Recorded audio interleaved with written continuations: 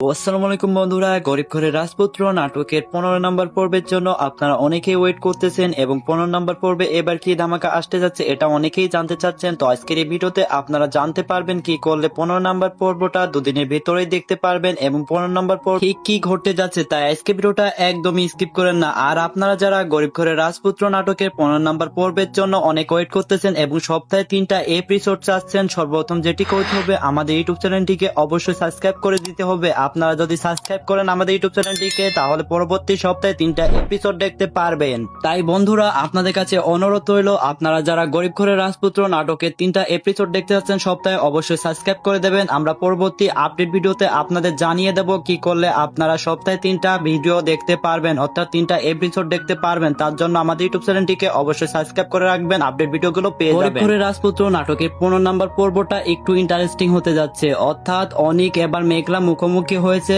অর্থাৎ এবার কে কাকে হারাতে পারে এটা নিয়ে তাদের ভিতরে দ্বন্দ্ব লেগেছে। অন্যদিকে মেঘলা এবার রাতুলকে তার প্রজেক্টটা দিয়ে দিয়েছে, অর্থাৎ অনিক প্রজেক্টটা পাওয়ার জন্য মেঘলার উপর প্রতিশোধ নেওয়ার চিন্তা ভাবনা করতেছে।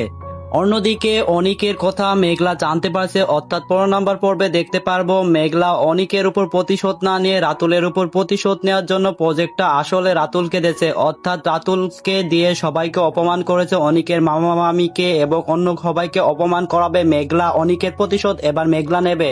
গরিব ঘরের রাজপুত্র নাটকের 15 নম্বর পর্বটা আপনাদের জন্য এই জন্য ধামাকা হতে যাচ্ছে, একদিকে মেঘলা অনিকের প্রতিশোধ নেবে, অর্থাৎ রাতুলকে পথের ফকির বানিয়ে দেবে এটা ভাবতেছে মেঘলা। গরিব ঘরের রাজপুত্র নাটকের 15 নম্বর পর্বটা আপনাদের জন্য অনেক ধামাকা হতে যাচ্ছে। দেখতে চাইলে অবশ্যই আমাদের ইউটিউব চ্যানেলে সাবস্ক্রাইব করে রাখবেন। আজকে ভিডিওটা এই পর্যন্ত, আল্লাহ হাফেজ।